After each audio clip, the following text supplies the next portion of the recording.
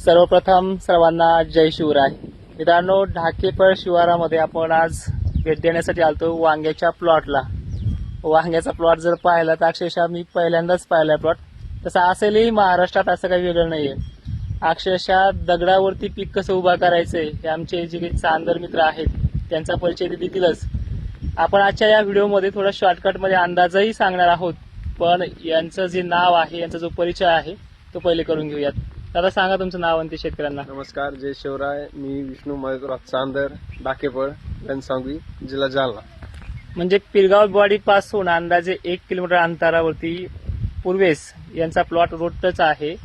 आणि खचून जाणारा जो काही शेतकरी आहे, जवळपास क्षेत्र भरपूर आहे, 25 एकर क्षेत्र आहे. पारंपरिक पीक पद्धती आहे, पण त्यासोबत जी काही माळवळ पद्धत म्हणतोय आपण ती पण चालू आहे. सध्या वरनं पाऊस चालू आहे रिमझिम. महाराष्ट्रात अशाच प्रकारचे फगारे फुगारे, त्याचबरोबर काही ठिकाणी मुसळधार सर देखील 3 ऑगस्ट आहे आज. काही ठिकाणी पश्चिम महाराष्ट्रात, धुळ्यात, मराठवाड्यात आणि विदर्भात अनेक ठिकाणी चालू आहे.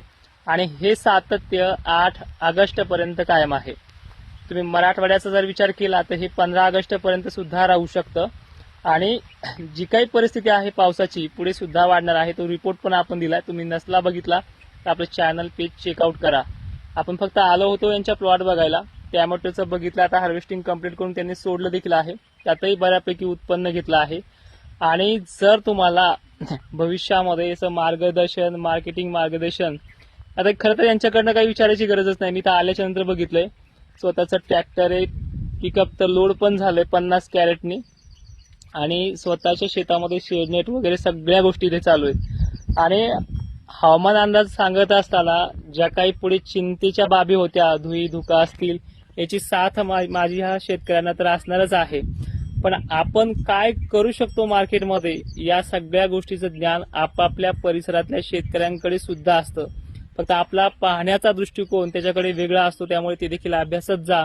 आणि जगामध्ये कसं आता यांच्याकडे हे पिकवलं यांनी, हे बी सांगायची गरज आहे. पण हे इथं काय मार्केटला रेट आहे किंवा महाराष्ट्रात कुठे याला चांगला रेट मिळू शकतो हे देखील तुम्ही यांनी पिकवलं जरी असलं तरी यांना विकायचं थोडंफार जरी मागे पुढे ज्ञान असलं तर ते देणं आपलं सुद्धा कर्तव्य आहे. त्यामुळे ज्या भागामध्ये समजा ह्या वांग्याला काय रेट आहे तुमच्या जिल्ह्यामध्ये, तालुक्यामध्ये, हे देखील कमेंट करत चलत जा.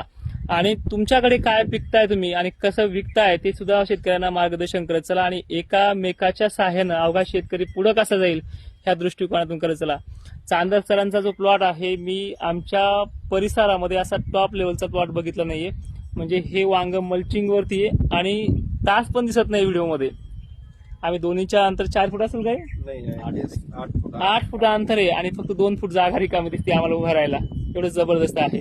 तर जय शिवराय, धन्यवाद.